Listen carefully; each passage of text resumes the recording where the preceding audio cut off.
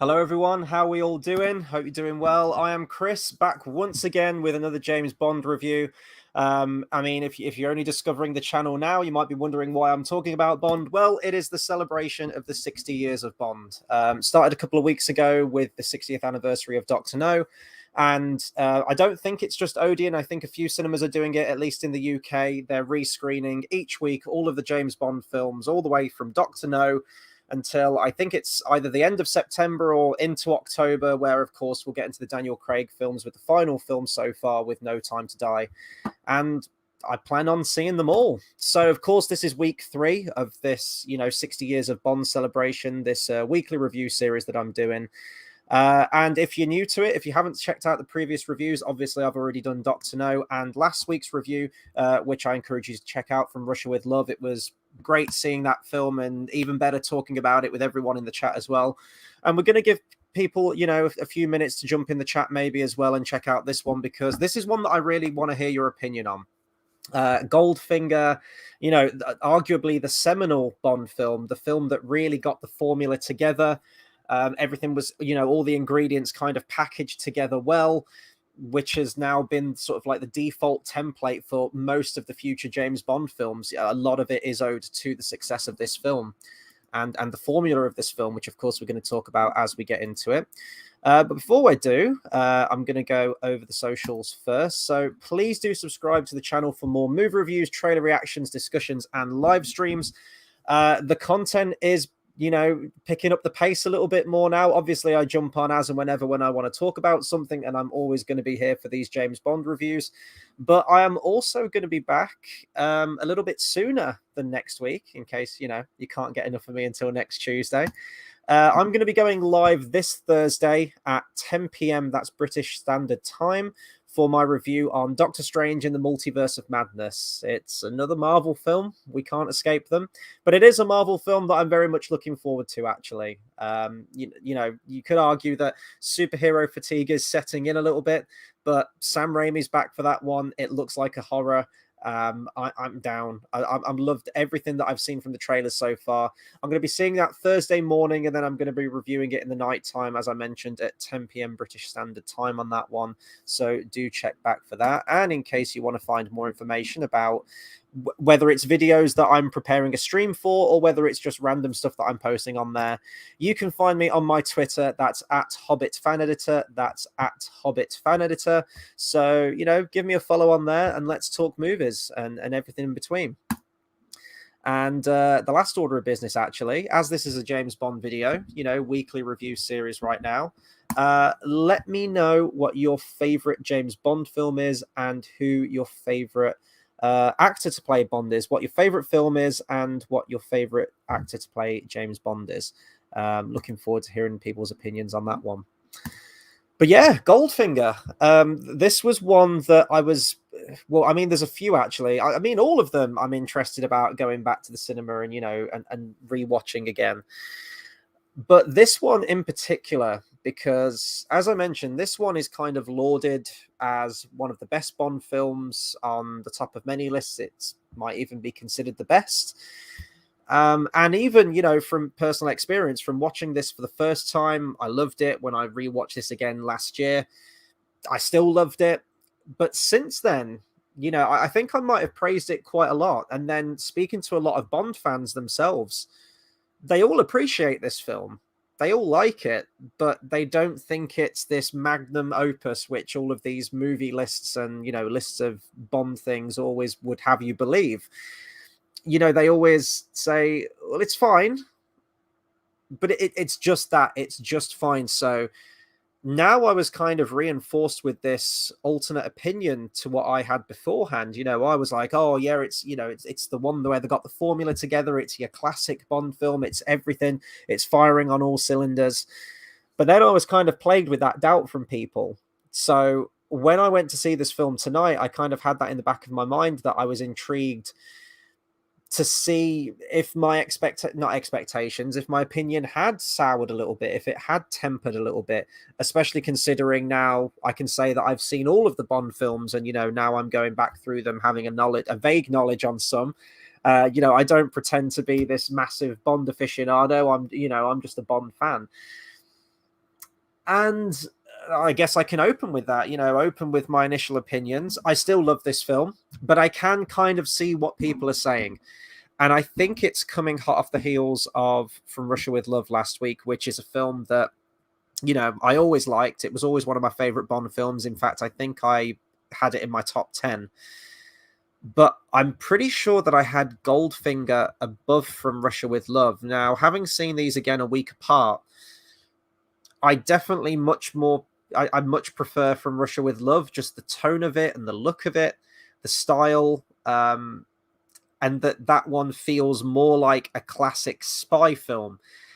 This is, Guy Hamilton directing this, right? This is his first of 4 James Bond films. After this one, he did Diamonds Are Forever, he did Live and Let Die, and he did Man with a Golden Gun.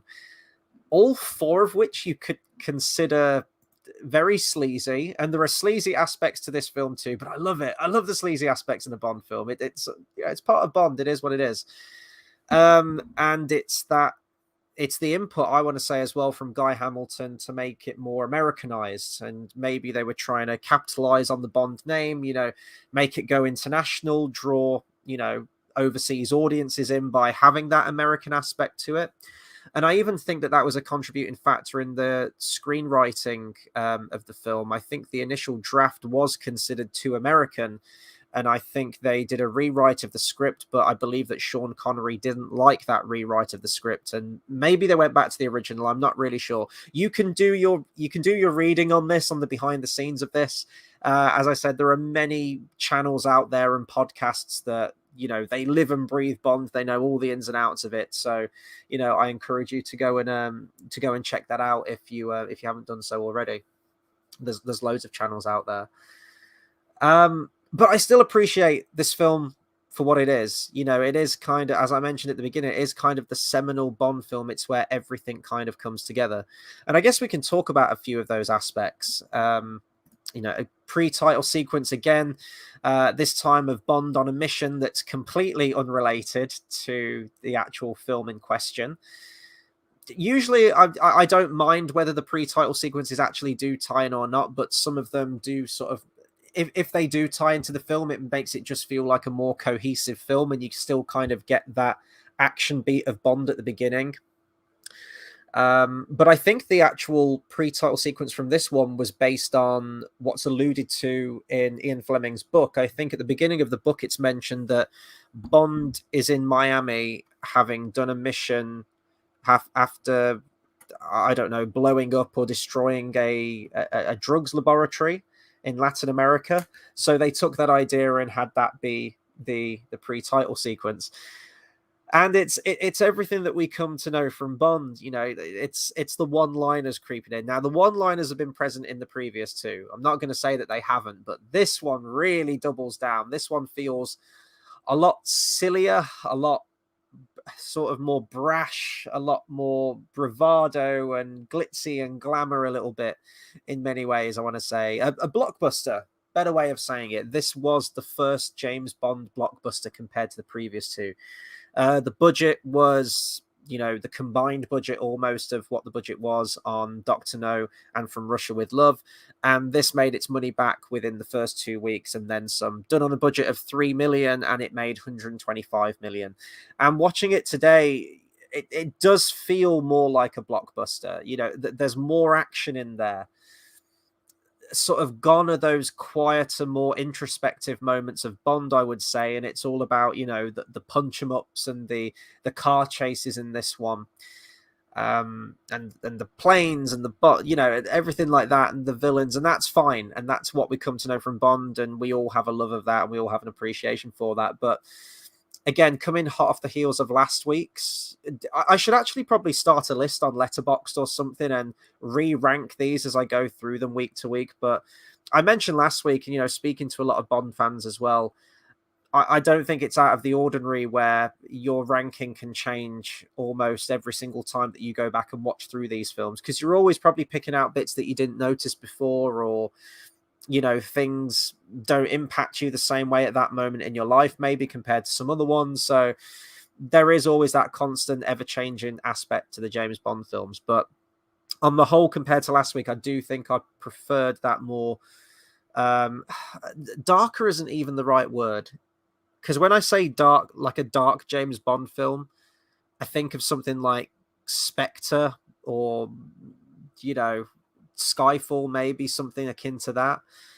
And that's not From Russia with Love. It just feels like it's more classic British spy movie, to me, at least. It's visually darker as well, I will say that, and the cinematography and everything in that one. This is just, well, it's the gold motif, isn't it? It's the glitzy glamour of gold and the allure of that, and that kind of comes through in the filmmaking in this one for sure. Let's see what we can talk about in this one then. So let's go with Connery. As I mentioned, the pre-title sequence, it's very silly. And I love that. Well, first and foremost, we've got Bond in the white tuxedo, which looks incredible. Love that look of Bond. And the one-liners, right? It's always the one-liners, and I don't know if I forgot about it, because it did kind of all come back to me. I watched all these films last year, but there's a lot of them, and I'm not as wired in as some people are with these James Bond films. But it was the bit where he fights the guy in the hotel room and he punches him in the bathtub, and then he like flips the I think it's a heater, isn't it, or a fan or something, or a lamp, I think it is actually, knocks it into the bath, which electrocutes the guy. And then we get the first one liner where he's like, shocking, positively shocking. And there were groans in the audience, but it was that kind of like, oh, okay, this is a James Bond film, we know what we're in for kind of thing. But I kind of like that. I really enjoy that. And it was a great crowd. It was a packed audience, which, Goldfinger being one of the most popular ones, I come to imagine. The last two films have, they've had people in, but it was nowhere close to this one. There were a lot of people in tonight. Not quite sold out, but very, very close to it. I do think there's going to be a drop off for next week once we come to Thunderball, I don't know. I think You Only Live Twice has its audiences as well. We're a few weeks away from On Her Majesty's Secret Service, but I imagine that one is going to be incredibly packed. That is the fan favorite for sure.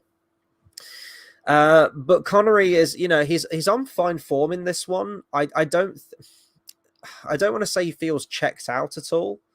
I think he feels comfortable in the role in this one.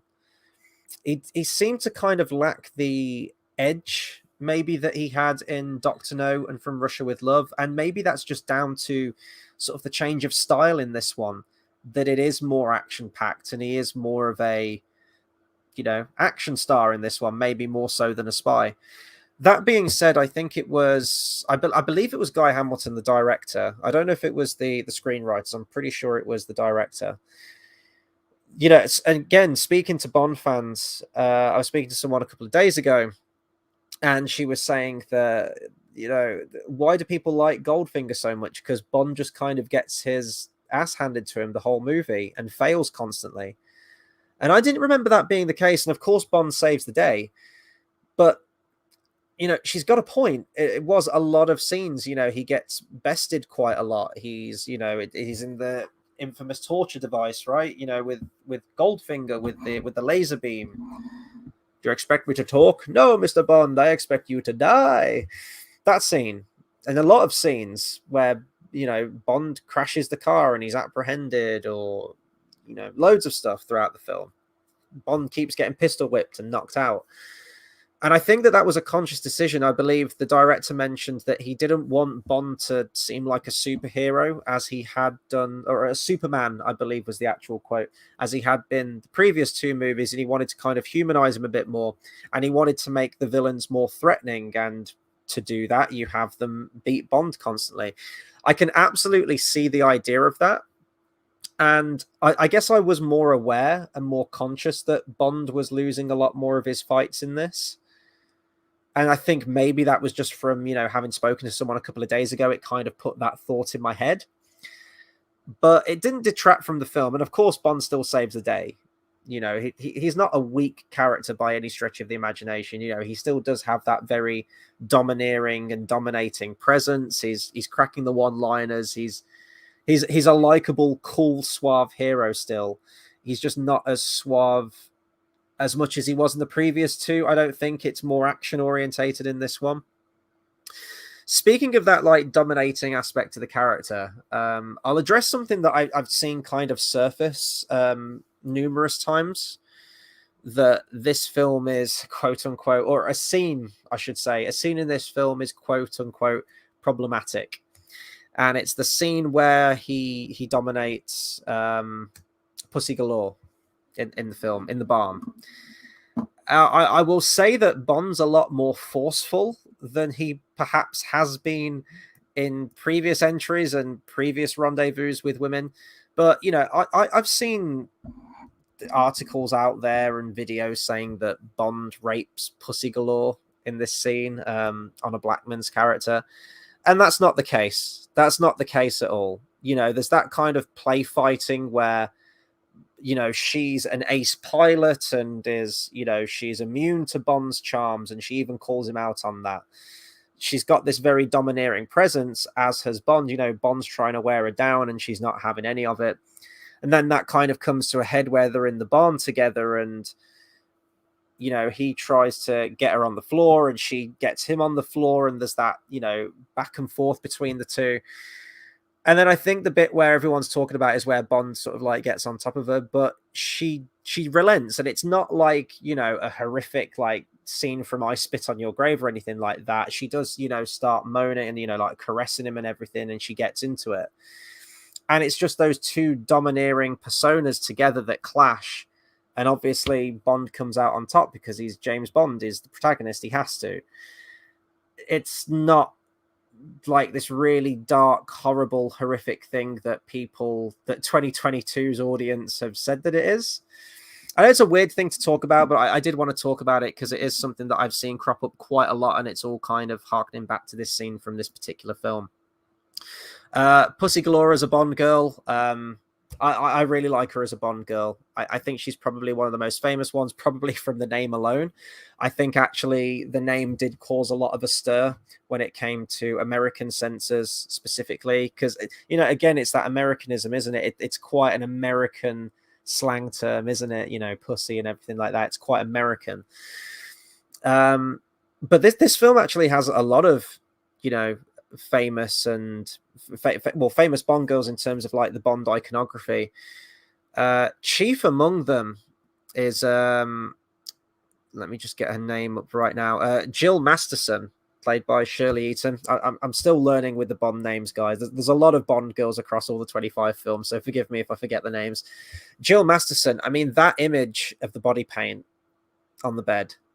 And even before I was a James Bond fan, I think I mentioned that if you saw my videos from last year, I probably mentioned this there, but growing up, there'd be a lot of shows on the TV, whether it's, you know, greatest film moments or the best films of all time or the best action films of all time or whatever it happened to be. And Goldfinger was probably on one of those lists because I distinctly remember that scene of her lying face down on the bed covered in gold paint. And I don't know whether I thought it was a horror film or something, but it was just such a striking image that kind of stayed with me for all these years, even before I got to the film, even before I watched it. And I guess it's kind of the osmosis effect, isn't it? It's like Star Wars. It seems like everyone just kind of pops out of the womb immediately knowing that Darth Vader is Luke Skywalker's father. Or like, I'm hoping if you're watching this video that you know that, because if not, then I've spoiled it for you now. But do you know what I mean? It's not quite to that level of Darth Vader and the revelation with that, but it's in the same kind of ballpark. And it's a great image, you know, and they fooled me the first time I watched it, where he says that she died of skin suffocation because, you know, I think he says it happens to, there's been reports of cabaret dancers dying of the same thing, and the trick is to leave a bare patch on the base of the spine so that the skin can breathe. I mean, he sounded convincing to me. So I always assumed that was a real thing until I think last year when I watched it a second time and I did some reading and I did some behind the scenes research on the film that's actually a fictitious way to die. But it sounds convincing and it works for the film. Like, you know, you don't question it in that way. I actually wonder about the paint. Was it safe? Was it toxic? I know a lot, you know, in these older films, filmmakers just didn't give a shit. You know, I'm talking about the time of, granted, it's way before this, but The Wizard of Oz, where they had lead-based paint they were putting on people, you know, the green paint on the witch and the Tin Man, and it was causing skin irritation and eye irritation and Christ only knows what else. You know, it was a different time of filmmaking, but I don't know. I haven't read reports if the paint was a-okay in this one, or maybe if there was something sinister behind it. I don't know. So in terms of the bongo, I mean, I need to talk about the, you know, Pussy Galore's flying circus as well. You've almost got this Fox Force 5, you know, the Deadly Viper Squad almost, or any other Tarantino comparisons you want to throw next to it, of these, you know, capable female pilots. And, you know, of course, Bond, the chauvinist that he is sometimes, he goes like, oh, excellent chaps you've got flying up there, or something, or whatever he says. I can't remember the line. And then there's the reveal that they're all these glamorous pilot women, you know, all of them probably supermodels. I do quite like the image of the film. You know, it is quite a sleazy, like when they all touch down and they're all like running and it feels like something out of Charlie's Angels. It almost felt like I was watching a Carry On film or something, you know, like the comedy films that they did. Quite sleazy, quite, you know, bit lowbrow at some points, but it felt like that. It felt like something from that. My only wish for the film is that we got to see more of the flying circus. I think it's a really cool concept. I love that Pussy Galore is kind of the leader of this flying squad. But besides sort of flying over Fort Knox and gassing it, they're just kind of out of the film after that point. They don't really do much else. And I think I'd have liked them to have got stuck in a little bit more. I'm trying to think of other scenes that you could have included with them. And, you know, if they are flying experts, you can't really have them be kung fu and fist fighting experts as well, because other than flying, like, what else can you have them do? Once they've fulfilled their role of flying over Fort Knox and gassing it, what else is there to do? So I get that there isn't really a place for them, but I just really like the concept of that group of women pilots. You know, I think that's just really cool. And it would have been great to have seen more of them, or more of a dynamic with Bond himself. But as it is, they kind of feel very removed from the situation in many ways, you know. Another character that it's probably worth talking about as well is the sister character of Jill Masterson. She's quite an interesting character. I didn't remember her getting offed that quickly. And, you know, the film's rated PG. So maybe this was a reason as to why they didn't show this level of death. And I'm not saying that this film needs to be like overly gory or hard hitting or anything like that. But that being said, Quarrel gets burnt alive by the dragon in Dr. No. So I think we can see a little bit of violence in our James Bond films for sure. But we're going to talk about Oddjob in a second, because he absolutely needs to be talked about. But we see him at the start. He demonstrates his hat, right, where he throws at the statue and it decapitates the statue. And I thought that was a great setup. And when Tilly is, you know, fleeing through the woods and Oddjob just like launches his hat at her, it clocks her in the neck and she kind of awkwardly falls over. And the way that she falls, and I noticed on the big screen, you could infer that maybe the head did get severed. It either looks like probably broke her neck, in all honesty. But it does kind of look like the head's off to a weird angle, like it could have decapitated her. And I think that would have made more sense, because you had the setup from earlier in the film where he throws the hat at the statue and it cuts the head off, takes the head clean off. But then when he throws it directly at her neck, it just kind of knocks her down on the floor. And I guess it's implied that her neck was broken. I'm guessing that's just a thing in terms of the violence and getting past the censors. And, you know, they couldn't show someone getting decapitated like that, maybe. But let's talk about the villains.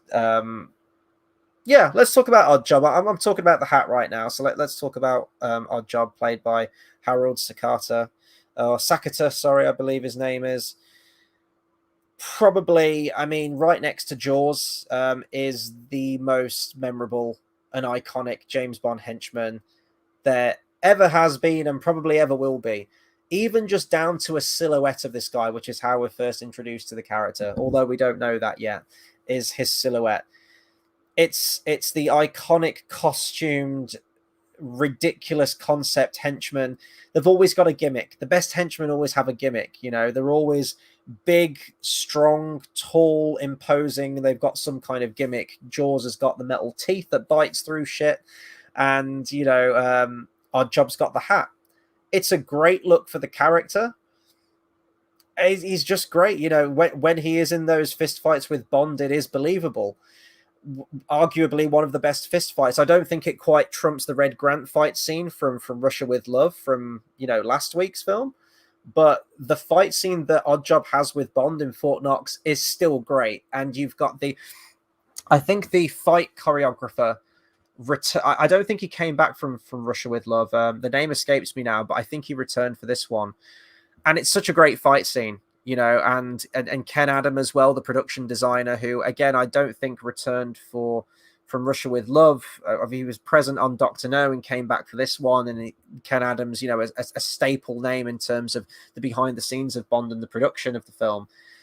The Fort Knox set looks incredible. It's always been one of my favorite sets. You know, a lot of people will probably go to the volcano lair from, you know, You Only Live Twice, and there are a bunch of other ones. You've got Stromberg's Fortress as well, and, you know, loads and loads of other things in the James Bond franchises that people gravitate towards in terms of great production design. But I've always got a soft spot in my heart for what Fort Knox looks like in this. I always think it looks absolutely dazzling. Of course, the filmmakers couldn't have access to Fort Knox. They were allowed to fly over it a few times just to kind of map it out, or I guess get a sense of what it looks like, and, you know, for the filming. But they were told that they couldn't fly below, I believe it was 3,000 feet.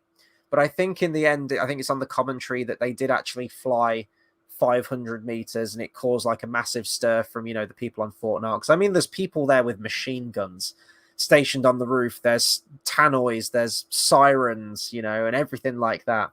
It's crazy. And obviously they couldn't get into, you know, or probably attain blueprints as to what the actual interior looks like for obvious reasons. So Ken Adam just had like complete carte blanche when it came to the design of what it was going to look like. And he kind of went for this cathedral-esque look to the interior, bit like a jail cell as well. You've got all these, you know, vertical steel bars with the gold behind it, the gold bullion, towered high, glimmering, and you've got this beautiful orange glow. That's what I really like about this film, is its visual style as well. In that it's the color scheme, you know. Of course, it's gold. You know, again, this has kind of been spoilt for me a little bit with Austin Powers Goldmember, where it's like, I love gold. But there is this yellowy, orangey gold glow to everything, whether it be an item of clothing, whether it be the blonde hair from, you know, a lot of the Bond girl characters in the film, the warm kind of vibrance of Miami at the beginning of the film. And of course, when you get to the gold bullion and everything like that, you've got that kind of glow emanating from behind the set, and I just love that. It just looks great. I love that consistent tone, and there's only a few films that I can think that really do that. You know, The Matrix kind of has that green wash to it, which, you know, links in with the code and the kind of color filter they've added over the top as well. There's a few films that do it here and there. I think the first Kick-Ass film did a great job with that, actually, with, you know, assigning colors to certain characters. And even if you just looked at a set based on the colors, you know exactly in which character it was relating to. And I always like when, you know, they take their time with a production like that. And it's just a great environment to have a fight scene. The one thing that did kind of throw me, though, and no pun intended, because I was actually going to make a mention of this, Oddjob just throws James Bond around. You know, it reminds me very much of the Terminator films. When the Terminator comes into contact with someone, you know, it's mentioned in the film that they have detailed schematics on human anatomy, that they could just kill someone instantly. Oddjob is so big and so imposing. Like, he crushes a goddamn golf ball in his hand. The amount of strength for that is ridiculous. He could pick up Bond. He could, like, bear hug him. He could, like, crush his head into absolutely nothing. But they just keep throwing them around. They just keep throwing them around, and then they have to walk towards them, and then they pick them up, and then they throw them on the other side of the room, and he has to keep going back to him and everything like that. So it's not just that, but it's the lack of music as well.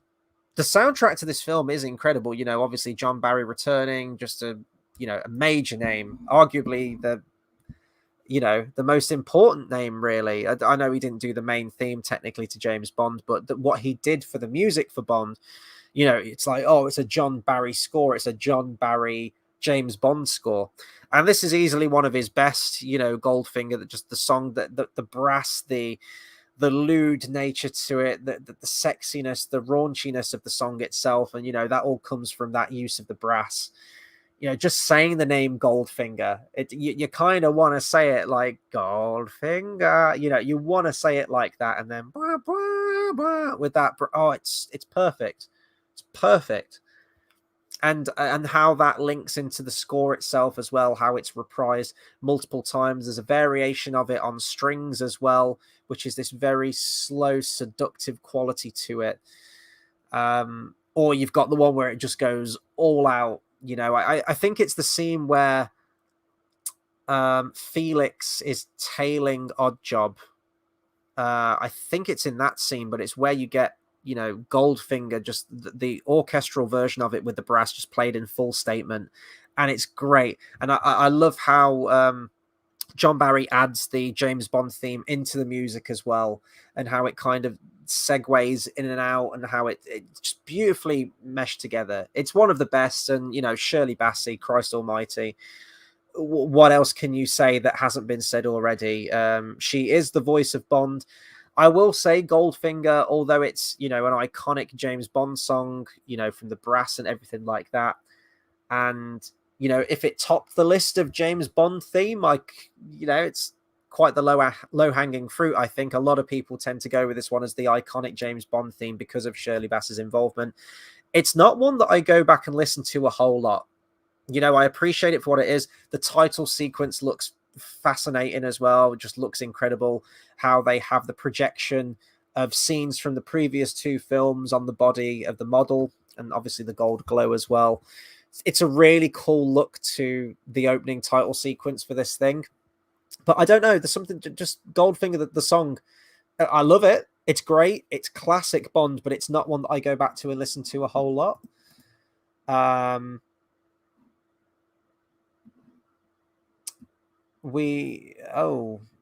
SeaWorld Man says cam left. No, I don't know what you mean by that. Do you mean that it's on a slightly different angle than normal? It might be. I don't know. But at least you can see me. At least I'm on camera, right? So it's all good.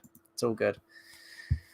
But yeah, and then of course, you know, Shirley Bassey would eventually go on to do another 2 James Bond films with Diamonds Are Forever and Moonraker. Both songs I absolutely love, and I find that I actually go back and listen to those songs way more.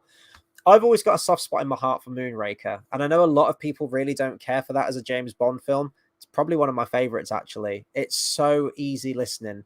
I love it. There are 2 kind of James Bond songs for me. There's the ones that you play full blast, gunning it down the motorway at like 70 miles an hour. That's more like your Aha Living Daylights. It's your Duran Duran, A View to a Kill. Stuff like that, you know. Paul McCartney and the Wings. Is it the Wings? Paul McCartney with, you know, Live and Let Die. The stuff that's the really hard hitting, and You Know My Name as well, Chris Cornell, that kind of stuff. And then you've got your other stuff, which is your more romantic, laid back, chill, Sunday evening drive through country lanes kind of music. And that's your All the Time in the World, Nobody Does It Better, All Time High, and then, you know, Moonraker. And I love both sides of the James Bond films. Sorry, I've just got another comment. Turn left more. Turn left more. That way? Yeah? Are we good? Or am I visually pleasing now? Hopefully that hasn't detracted from the enjoyment, at least. Other major additions to this that we need to talk about, of course, is, as I mentioned, this is the formula for the Bond films. You know, the gadgets come back again. Now, I know that those were always a thing in the previous 2, but the gadgets go crazy in this one, and that's kind of down to the major newcomer in this one. The major new addition is the Aston Martin DB5 car. I mean, how much more iconic to Bond can you get? A car that's so iconic it even came back for the Daniel Craig films, especially the recent one as well, complete with, you know, the bulletproof glass and all the gadgets and everything like that. I think it even got to the point where they were originally going to have one gadget, I think, involved with it, which may have been the bulletproof glass, and I can't remember if they had something else, but everyone was having so much fun with the car that every member of the crew was sort of like chipping in and saying, "Oh, let's have an ejector seat, and let's have, you know, an oil slick, and let's have this and that," and you know, they all kind of added more and more and more things to it, and it does kind of get to the point where the Aston Martin in this film feels like a car from Wacky Races or something, with all of these traps and contraptions on it. But you know, it's classic campy tongue-in-cheek Bond, isn't it? He's always going to get out of every situation, and how's he going to get out of it? Well, with all of his gadgets and toys. It's just an inspired decision as well to add the DB5 car. I think in the James Bond books, he has a much earlier model of the Aston Martin, and of course, because at the time of filming, you know, in 1964, 1963, the DB5 was the most up-to-date version of the Aston Martin brand, the Aston Martin car, and that's the one that they went with, and it's absolutely enduring, isn't it? There's other great cars in the James Bond franchise there. We've got the Lotus Esprit, we've got the V8 as well, which are among my favorites, but this is classic, you know, classic Bond, isn't it? Absolutely classic.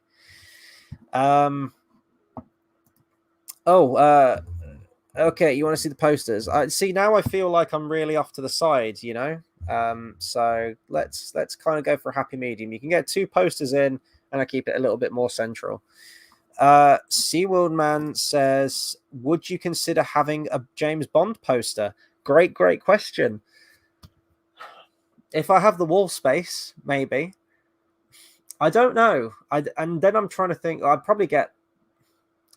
Well, no. Would I get License to Kill?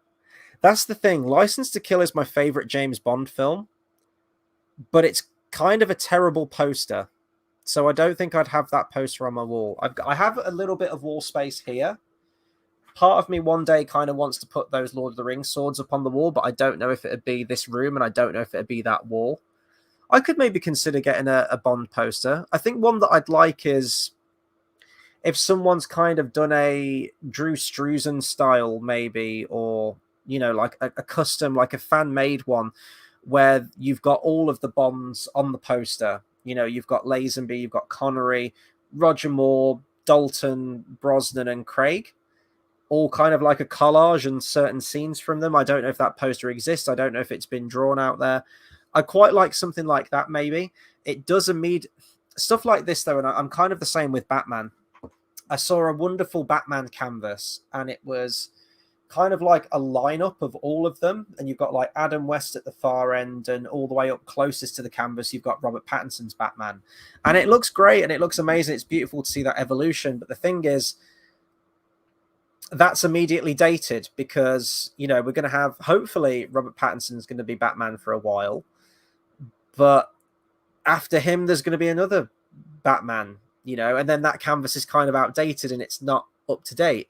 And it's always going to be the same thing with James Bond. There's always going to be a new James Bond. So if I got a poster, well, have they done one for the 60th anniversary? Actually, that's a good question. Are you able to buy like a 60th anniversary of Bond?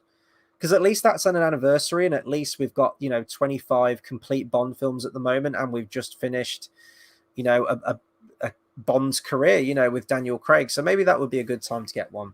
So that's my long-winded answer in saying I might consider it if the right poster came along, I guess. Let's see. So back to Goldfinger. What else can we talk about? I mean, the main villain himself, Yorick Goldfinger. Once again, another character that's dubbed. I do keep forgetting how many characters in these earlier Bond films were actually dubbed. It's kind of crazy to me. But apparently the actor Gert Fröber, I think is how you pronounce his name.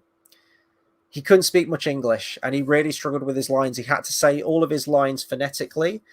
And apparently when he spoke them, he said them too slow. So he had to double the speed of his performance. I don't think that was in post-production. I'm pretty sure that must have been just he had to double time what he was saying, you know. And then they added the dubbing in over the top. But apparently there is one scene where you can hear the original actor's voice, and it's when he's in that boardroom and Bond's hiding underneath the model, and he's listening to Goldfinger pitch his Operation Grand Slam. There are loads of great moments with Goldfinger, though, and I do think he probably is one of my favorite villains. Just his look just screams like classic businessman. I don't know why, but he looks the part. You know, he looks like some kind of business tycoon that is just living in the lap of luxury. You know, he's a man of leisure, he's a man of comfort and pleasures and everything like that. He likes to put on that bravado, you know, he likes to have that image, you know, dealing with gold, very glamorous lifestyle, and he likes to have a trophy woman. And it's great. I forgot how many women affiliated with Goldfinger that Bond comes into contact with in this film, and of course, you know, he's hitting on them and flirting with them, but he always brings up the question of how close are you to Goldfinger, like, oh, what else does he pay you for? And all of them are very forthright, saying he just pays me to pilot, you know, he just pays me to fly the plane, or he just pays me to spy on him with the cards and everything. And none of them will touch him, none of them will, you know, because he's kind of this gross character, you know, no offense to Gert Frober, but he lives that trophy lifestyle. You know, he wants the trophy woman on his arm, or to be seen with him in public, which is, you know, that just speaks volumes for the character. It adds a really cool layer to the character, I think. And some of my favorite aspects of the character and the moments that he shares with Bond in this are towards the beginning of the film, specifically the card game where Bond, you know, he overpowers Goldfinger in that moment. He gets one up on him. Goldfinger loves to win, he loves to make money, and Bond gets in the way of that. So I love that moment where he's got the earpiece, and you know, she's kind of telling him which what cards that the opponent has in that moment. But the golf match, you know, I don't watch golf, I'm not a golf fan particularly, but it's those slower bits of the film that I really appreciated more on this rewatch than I had before. I think there is so much action in the film. There is so much spectacle, the car chases and everything like that. And the car chases are filmed fantastically well. There's a bit where it skirts through the street. And I think a lot of it was all done at Pinewood Studios. I think they actually call it, is it Goldfinger Avenue? I think they call it now in terms of the studio. It looks fantastic, you know, and the action is filmed well. It's choreographed well. It looks amazing. But it's the more, and maybe this is because I'm hot off the heels of From Russia with Love, that I like those quieter, more introspective moments of Bond kind of doing his thing. And it's just great to see Bond get one up on Goldfinger, especially at the golf match where he switches the golf ball with him. Bond's so sassy in this film. He's so sassy, especially when it comes to Goldfinger. It's kind of great.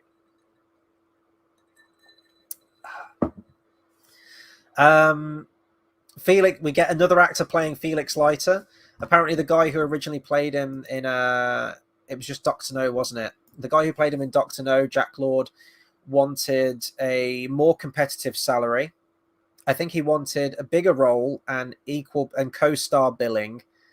And yeah, he just wanted more screen time and he wanted more money, which I'm sure any actor wants in a James Bond film. But you know, he came shouting his demands. He wanted all this extra money, and the studio weren't willing to pay him that or have him be a massive part in the film. And in my opinion, Felix Leiter should never be a massive part. He can be like a focal point of the supporting cast. In many ways, you know, License to Kill, my favorite James Bond film, the whole plot kind of revolves around a revenge mission for the maiming of Felix Leiter and the death of his wife. Felix is instrumental in the plot of that film, but he shouldn't be sort of like co-star. He shouldn't be all the way through it with Bond like a buddy cop thing. I don't know. There are certain Bond films where I could make an argument that a greater presence for Felix could be had. You know, I've mentioned that for things such as, you know, some of the Daniel Craig films, it would have been great to have seen him in more. If they hadn't have killed Felix's character in No Time to Die, maybe having him replace the Ana de Armas's character and have it be more of that buddy shootout kind of thing and Felix getting his back in the field more. I don't know, just throwing out ideas there, but So we've got, is it Cess Linda playing Felix in this one? I completely, every time they recast Felix, I keep forgetting that I'm watching Felix as a character. And I know that Bond does keep getting recasted as well, but for the most part, he does at least have, like a couple of films under his wing before his recast. And there's like a revolving door of actors playing Felix all across these films. So I think that's probably why I gravitate more towards, Jeffrey Wright's incarnation of the character, because although he isn't in the Craig films much, it's at least a consistent Felix for that continuity of Bond, I guess. SeaWorld Man says, do you have a whole shelf collection devoted to Bondo? I actually don't. I've looked at a number of the collections that you can get. Obviously, there's the quite coveted 50th anniversary box set that they did on Blu-ray, and I think that was when Skyfall was coming out, and they left a... I'm pretty sure it was Skyfall. They left a spare blank disc space so that you could go and buy Skyfall, the Blu-ray, and put it into the collection. Since then, I know they did a complete collection when Spectre came out. I actually haven't seen if they've done a collection now or planning on one. I expect they are with No Time to Die, where you're going to have all 25 Bond films together in a box set. And I might be inclined to buy that one because, as I say, based on the ending from No Time to Die, it does feel quite definitive, like a definitive box set.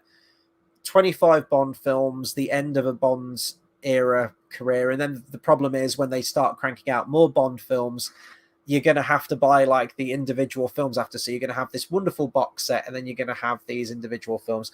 I think there are actually rumors this year to release the 4Ks of James Bond. So I expect there's going to be some kind of huge 4K collection that's going to cost hundreds and hundreds. Can you imagine how much it's going to be? Like, look at the Lord of the Rings trilogy. The 4K of that was, I think it was like close to £100, wasn't it? It was up there like 75 to £100. And that was 3 films. Can you imagine what 25 films is going to be? I dread to think, but... So I'm trying to think if there's anything else I can really say about Goldfinger. I mean, I mentioned the sleaziness, and this is incredibly sleazy, but, Bond is kind of like this in the earlier films. And you know what? I wouldn't change that for the world. I kind of admire that because that is the character of Bond, like it or not. If it doesn't match your 2022 sensibilities of what is right and what is wrong, well, guess what? That ain't the character of Bond. This is the character of Bond. This is how he acts. But I think it's the sound effects. There's the bit at the beginning where he's kind of, he's chirps in a woman. And he says, I think it's when Felix shows up. And he's like, okay, leave now, man talk. And he just slaps her on the ass. But it's the sound effect. It's always the sound of the slaps in these earlier Bond films. It sounds like a goddamn whip crack. Like, I don't think she'd have any ass left if he actually slapped her at, like, the volume of the sound effect as to what he does. So that always gets a laugh out of me. And everyone in the cinema laughed as well. Bond definitely feels a lot more try-hard with the women in this one. Definitely. I definitely picked up more of that in this one, but it's all fun, and it's all done in that tongue-in-cheek way. I think people look at these films now and they just, it's cancel culture. They always try and find something in these films that doesn't match with their new agenda. And there's nothing like mean-spirited or anything about these earlier Bond films. Yes, you could argue it was a different time, it was a different decade and everything, where this was probably more the norm than it is now, but it's never done in any kind of underhanded or like dark or mean-spirited way, so I have seen that mentioned a few times specifically around this film, and I'm just kind of shutting that down because it isn't that.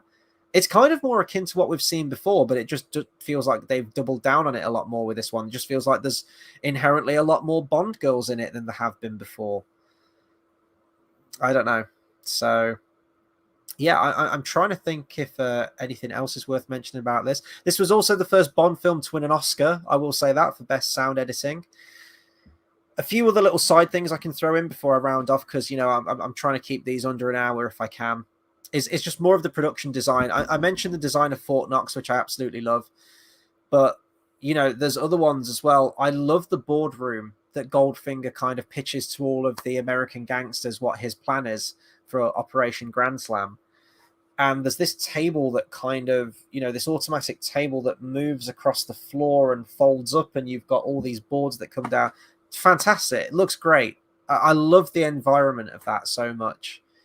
And that's all testament to Ken Adams' production design, which, as we go through these films, we'll get more and more of. Guy's just an absolute genius. He really is. And the stuff just looks incredible. What else is there to say? I don't know what else there is to say, really. I can't think of like many of my favorite one-liners in this one. I'm not going to go through like one-liners again, because I did those in my reviews last time. This is really just kind of, this is how we can end it. The reason that I'm going to see these on the big screen is, number one, I just want to see the James Bond films on the big screen. But the reason for doing this series again is to see if I noticed anything different, if my opinions changed on it, and how I'd kind of re-rank the Bond films. In terms of things I noticed, there were elements of the dubbing here and there that I noticed on the big screen. Bit of a continuity error where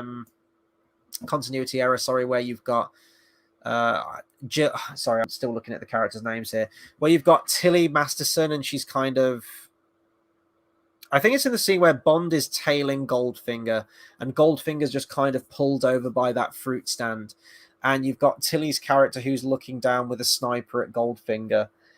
And from the faraway shot, you can see Goldfinger stood next to the fruit stand. And then it cuts to a close-up coverage of Goldfinger walking back to the car, eating a piece of fruit. Then when it cuts to the wide shot, you can see him and Oddjob from a distance stood by the fruit stand again. Then it cuts back and he's getting in the car. Then it cuts to another wide shot and he's still stood by the fruit. So just little bits like that obviously you can see more on a big screen. But beyond that, I didn't really notice much else. There's a lot of use of the sped up footage in this one, which, we're going to get a lot more of next week with Thunderball, especially at the ending of that film. But the bit where he burst the tires of Jill Masterson's character, burst the tires of Jill Masterson's car in this, and she kind of veers off the road, and it's this really awkward sped up footage that just comes to an abrupt stop, which doesn't look particularly convincing. The other one that made me laugh as well is where he's kind of having his play fight with Pussy Galore, and Bond just kind of throws Pussy Galore over his shoulder, but it's sped up and it looks really, really sped up and really fake. Probably down to the fact that Sean Connery couldn't be throwing around on a Blackman on a film set. So just little bits like that. I mean, I've always noticed the sped up footage anyway, so that's not really anything new that I noticed, but I guess I just had more of an appreciation for the set design, just seeing it on the big screen, what Ken Adam brought to the table. Hearing the sound and the music and everything is always great to see, to witness in a big screen environment for this, definitely with sound system. And it's just something to look forward to each week in many ways for me. Like when it started off and you get the MGM logo at the beginning and everything, I'm like, oh, I'm seeing another Bond film. It is like, it is very much a new experience seeing these on the big screen. So each time that I go to see one of these at the big screen, and, I hope I can do this week to week and nothing comes up where I'm busy one week for one of these things. But you can't beat the cinema experience. And it is making me appreciate these films a lot more in many ways and notice things that I hadn't before.